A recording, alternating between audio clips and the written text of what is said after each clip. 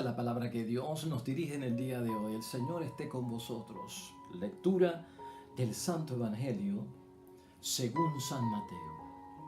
Cuando Jesús oyó que Juan había sido encarcelado, se retiró a Galilea. No se quedó en Nazaret, sino que fue a vivir a Cafarnaún, a orillas del lago, en la frontera entre Zabulón y Neftalí. Así se cumplió lo que había dicho el profeta Isaías: tierra de Zabulón y tierra de Neftalí, en el camino hacia el mar, a la otra orilla del Jordán, Galilea, tierra de paganos. Escuchen, la gente que vivía en la oscuridad ha visto una luz muy grande. Una luz ha brillado para los que viven en lugares de sombra de muerte. Desde entonces Jesús empezó a proclamar este mensaje: renuncien a su mal camino, porque el reino de los cielos está cerca. Jesús empezó a recorrer toda la Galilea. Enseñaba en las sinagogas de los judíos, proclamaba la buena nueva del reino y curaba en el pueblo todas las dolencias y las enfermedades. Su fama se extendió por toda Siria. La gente le traía todos sus enfermos y cuantos estaban aquejados por algún mal, endemoniados, lunáticos y paralíticos. Él los sanaba a todos. Empezaron a seguir a Jesús muchedumbres, gente de Galilea, Decápolis, Jerusalén, Judea y del otro lado del Jordán. Lo proclamado, hermanos y hermanas, es palabra del Señor. Gloria a ti, Señor Jesús. Pues ahí lo tenemos, hermanos y hermanas, palabra de Dios ya hoy, jueves después de Epifanía. Y hoy la palabra de Dios, hermanos y hermanas, nos presenta a un Jesús maduro, comenzando su misión y llevando a cabo la obra que su padre le ha encomendado, luego de saber lo que había pasado con Juan el Bautista, ¿no? Y la palabra de Dios hoy es clara en que Jesús lo primero que comienza a predicar es que nos convirtamos de nuestro mal camino, ¿no? Y apenas hemos empezado el año y ya nos están tirando un sermón de que no estamos bien. Pues, hermanos y hermanas, es cuestión de examen de conciencia y es cuestión de nosotros ver que nuestra vida sea vivida conforme a esa voluntad de parte del Dios del cielo. Mira, la idea fuerza que tenemos para hoy es esta: somos hijos y somos hijas de Dios y debemos vivir como tales, tan sencillo como eso. Y eso es lo que nos pide hoy la palabra de Dios, no solamente con Jesucristo en esa lectura de San Mateo, sino también en la primera lectura de hoy, que es de la primera carta de Juan, que es con la que yo quiero iniciar nuestra reflexión y nuestra meditación. Mira, ¿y por qué he elegido yo la primera lectura de hoy para que podamos nosotros meditar su evangelio? Porque es una lectura totalmente complementaria. Nosotros como cristianos lo que nos destaca es lo que acabamos de pasar. Hemos celebrado Nochebuena, hemos celebrado Navidad, hemos reconocido a Jesucristo como el enviado de parte de Dios y como nuestro Salvador. Lo vivimos el 24, el 25 de diciembre y lo hemos vivido ayer con la fiesta de la Epifanía de los Reyes Magos. Vuelve otra vez pues a nuestras vidas toda la historia de la Navidad. Uno de los personajes principales de la Navidad somos tú y yo. O sea, ¿por qué viene Cristo? ¿Por qué se encarna Cristo? ¿Por qué tiene una misión de salvación? Por nosotros. Y esa es una de las mayores alegrías que tenemos. Si celebramos Navidad es porque somos cristianos. Si celebramos Navidad es porque queremos en Dios. Si celebramos Navidad es porque sabemos que yo quiero creer en Él y yo quiero ser salvo. Algo de lo que vamos a experimentar nosotros en la vida y nos pasa siempre, hermanos y hermanas, es que a veces como que las promesas de Dios no llegan a nosotros. Hay personas que ven a Dios todavía como lo veía el judío. El judío como era una teología primitiva, esa teología del Antiguo Testamento, pues le ponían atributos a Dios como si fuera un ser humano. Por eso Dios en el principio, en el libro de Génesis, lo vemos como un artesano, ¿verdad? Que de la arcilla y del barro, mezclándolo, va creando el ser humano. Es totalmente, hermanos y hermanas, un artesano que está haciendo pues su obra. Pues son atributos, ¿no? El modo ese de poner a Dios pues con atributos humanos. Se enfadaba, se enojaba, viraba la cara, le daba la espalda, se escondía. Y así somos nosotros. Es una teología primitiva. Es una fe también, hermanos y hermanas, primitiva y yo diría que inmadura. Entonces, cuando no vemos el favor de Dios y no vemos sus milagros y no vemos su misericordia y no vemos la salud que necesitábamos y no vemos que salimos de los problemas, por más que rezo, por más que envío misa, por más que hago salmos, qué sé yo, pues culpamos a Dios. Ah, es que Dios es esto, Dios es aquello, Dios lo otro, papá. El examen de conciencia es nosotros. ¿Ves? ¿No? Si nosotros nos vemos a nosotros, eso es lo que tenemos que corregir. Vivir hijos e hijas como que Dios es Padre. Comportarnos como tales y habrá bendición. ¿Ah? El examen de conciencia lo haces tú, hermanos y hermanas. El examen de conciencia lo vas buscando tú. Yo no soy digno de estar metiéndome en tu vida. Yo hago el mío, tú haces el tuyo. Tú sabes pues de qué pata tú cojeas. Tú sabes cuál es tu debilidad. Tú sabes cuál es tu pecado, el venial, el mortal. Tú sabes lo que necesitas corregir.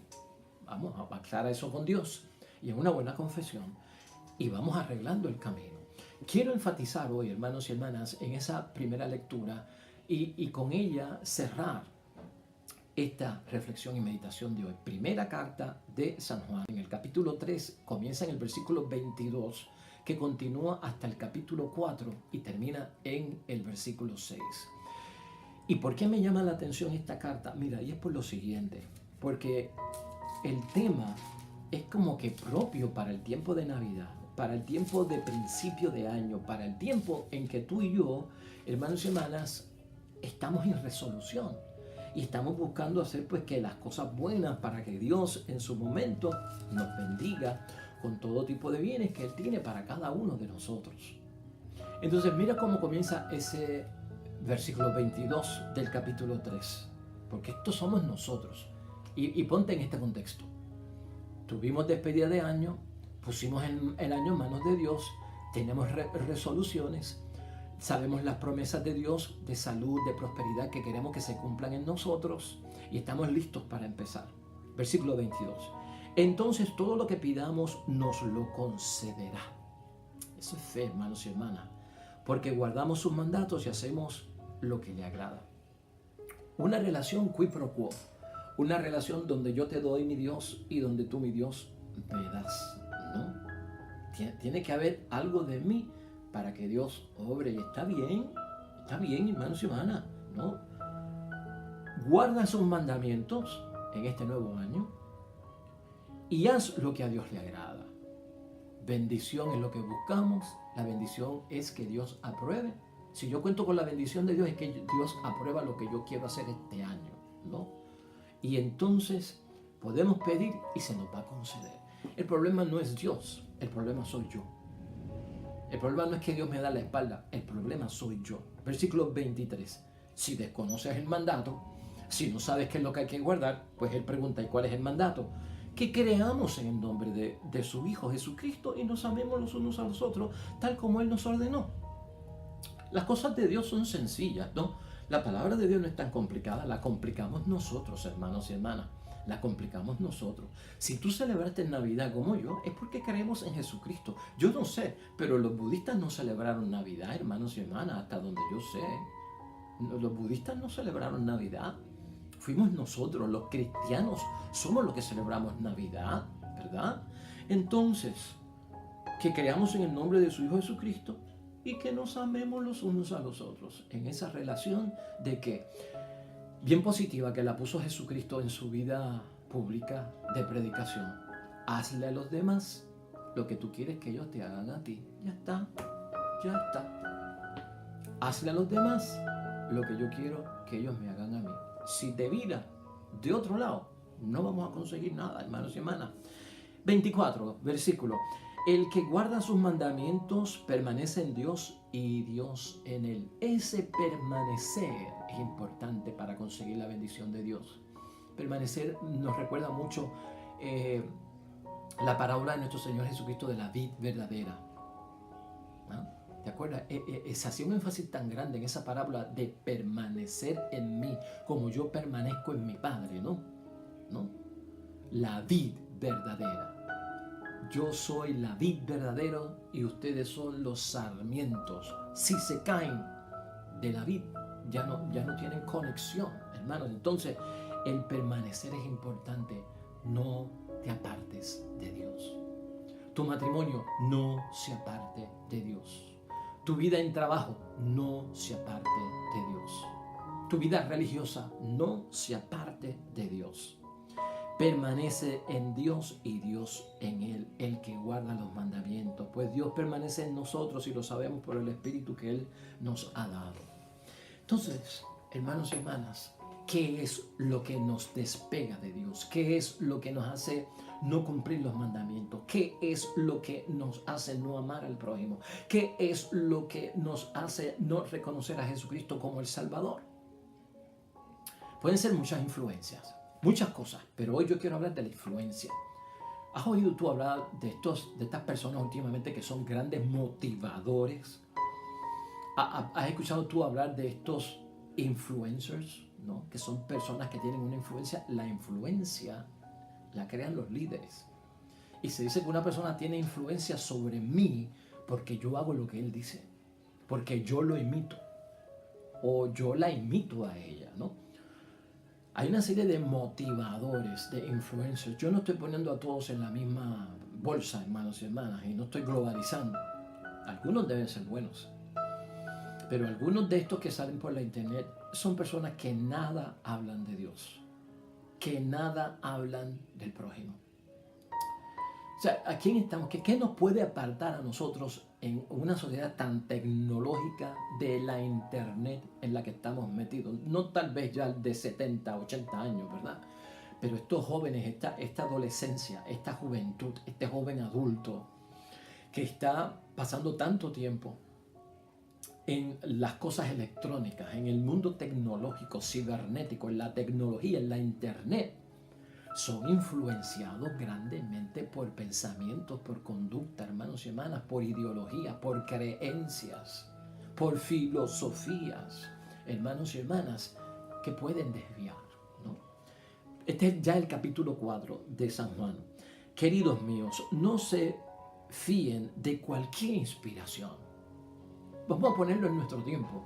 No te fíes de cualquier motivador que hable de la conducta humana o de lo que debemos ser. No te fíes de cualquier influencer. No te fíes. Examina los espíritus para ver si vienen de Dios.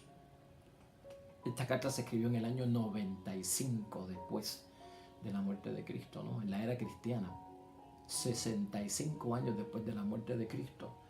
Y a esas influencias le llamaban en aquel tiempo espíritu. Hoy no le llamamos espíritu, hermanos y hermanas, pero dice él, examinen los espíritus. Nosotros decimos, examina a los influencers para ver si vienen de Dios, porque andan por el mundo muchos falsos profetas. Entonces, los falsos profetas modernos, en el año 95, cuando se escribió esta carta, pues el falso profeta tenía sandalias, tenía callado, tenía vestimenta o una túnica de piel de camello, qué sé yo, como se vestían en aquel tiempo. Pero tú no vas a encontrar un falso profeta hoy en día, hermanos y hermanas, y un espíritu maligno vestido con ropa y túnica de un profeta del primer siglo, en el molde de San Juan. No. El falso profeta, el espíritu maligno, el inspirador que no viene de Dios, viste como tú y como yo, con la misma ropa, los mismos tenis, la misma camisa, con los carros que usamos. Tú estás entendiendo lo que yo estoy diciendo. Hay que verlo de esa manera. El versículo 2 del capítulo 4, ¿quieren reconocer el Espíritu de Dios? Eso es lo que queremos hacer, no tanto el del mundo, los espíritus de estos. Todo espíritu que reconoce a Jesucristo como el Mesías que ha venido en la carne, habla de parte de Dios. O sea, tiene que confesar el nombre de Jesucristo el Señor, hermanos y hermanas, quien habla en nombre de Dios. Si no trae nada de parte de Dios, hermanos y hermanas, ¿qué podemos esperar? Versículo 3. En cambio, si un inspirado no reconoce a Jesús, ese espíritu no es de Dios, es el mismo espíritu del anticristo. Y ahí está esto poniéndose mejor. Es el mismo espíritu del anticristo. ¿Por qué? Porque es antitestimonio, porque no hace lo que Cristo nos dice que hagamos. Hermanos y hermanas, el anticristo, bueno que estemos hablando de eso. Anticristo es antitestimonio, es no hacer lo que Cristo nos ha dicho que tenemos que hacer. Han oído que vendrá un anticristo. Carta que se escribe en el año 95. Y le dice Juan a su comunidad en el año 95, 65 años después de la muerte de Cristo, ¿han oído que vendría un anticristo? Pues bien, ya está en el mundo. Así que no lo esperen, hermanos y hermanas. No lo esperen. Ya está en el mundo. O sea, hermanos y hermanas, entonces estamos esperando que el anticristo sea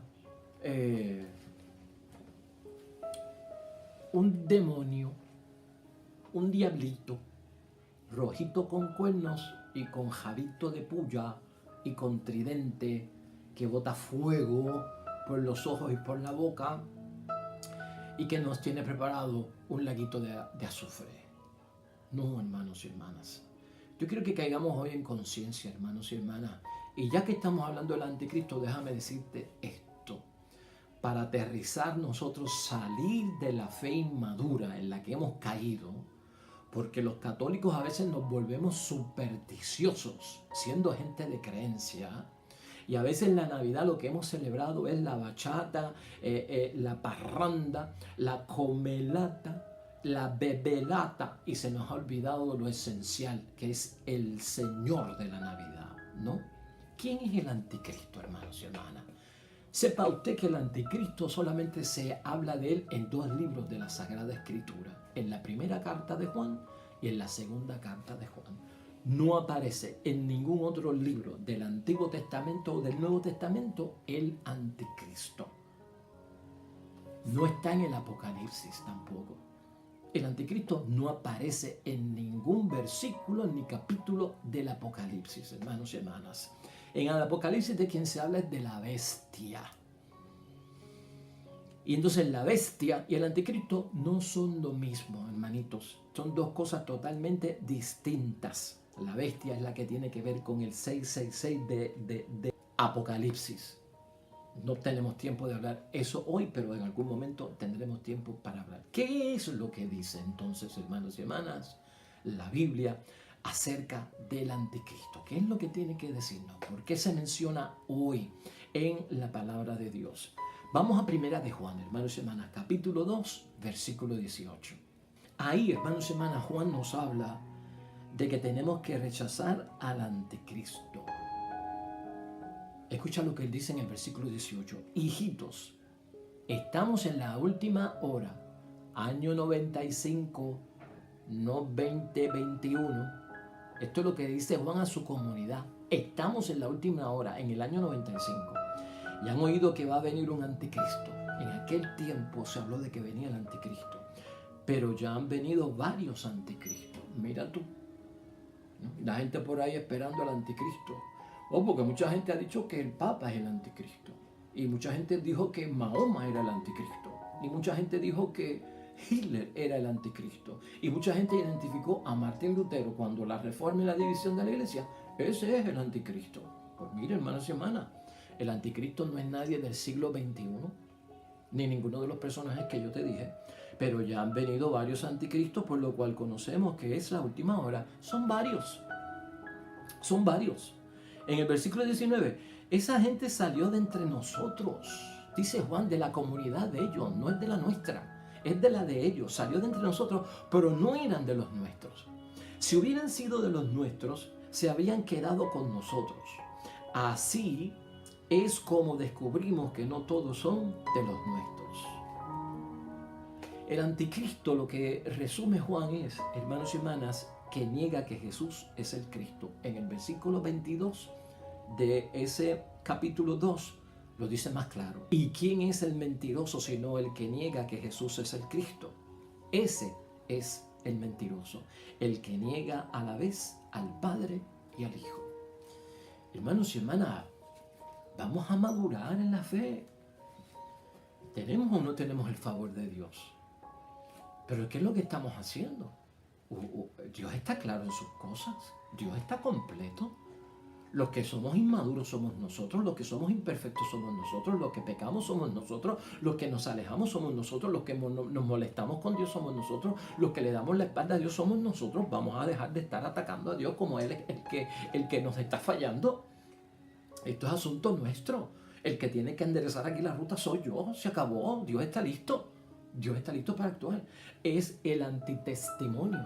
Es cuando yo no tengo una vida, no la vivo como hijo o hija de Dios, como un bautizado, como alguien que comulgó, como alguien que confesó, como alguien que se casó por la iglesia, como alguien que es sacerdote, como alguien que es monja, como alguien que es ministro, como alguien que es diácono. Cuando yo no vivo una vida de acuerdo a lo que yo soy delante de Dios, soy anticristiano, y un anticristiano da antitestimonio, y el anticristiano y el antitestimonio es un anticristo, porque está que en contra de Cristo, hace lo contrario a lo que Cristo hace. Entonces el anticristo no es una bestia, soy yo con mi actitud y mi comportamiento, que a lo mejor está bestial, ¿verdad? Pero soy yo, hermanos y hermanas. Tenemos que crecer en esto.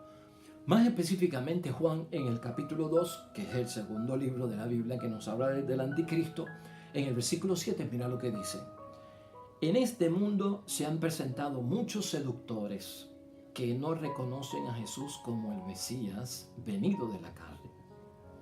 En eso mismo se reconoce al impostor y al anticristo, ¿no? ¿Cómo reconozco al anticristo?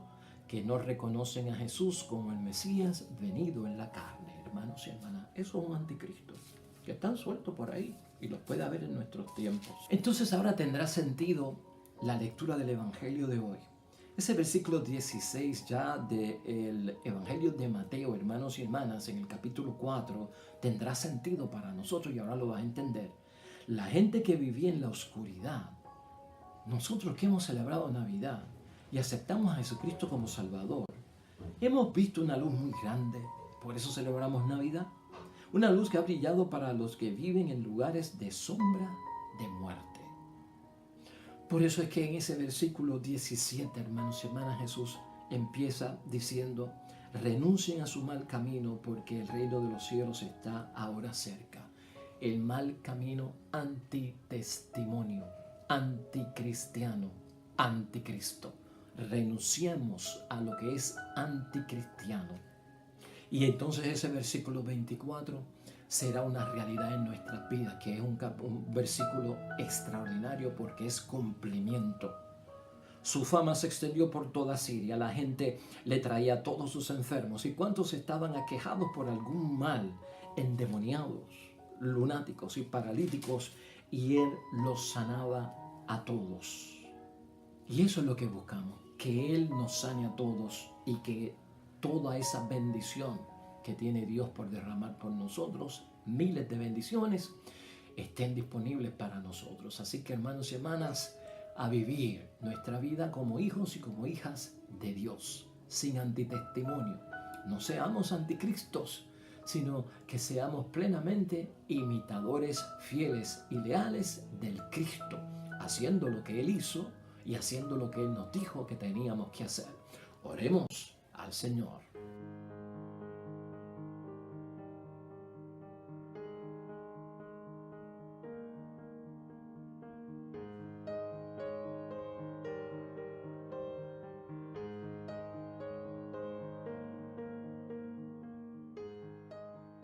Amén y amén. Hermanos y hermanas, el Señor esté con vosotros. La bendición de Dios Todopoderoso, Padre, Hijo y Espíritu Santo, descienda sobre ustedes y permanezca para siempre. Nosotros regresamos mañana con un nuevo programa y una nueva meditación de la palabra de Dios. Todo cuanto hagas hoy junto a los tuyos, para la gloria y la honra de nuestro único Dios. Hermano y hermana, te va a ir bonito, pero sobre todo vas a ser bendecido, vas a ser bendecida. Te espero mañana con el favor de Dios. Hasta pronto.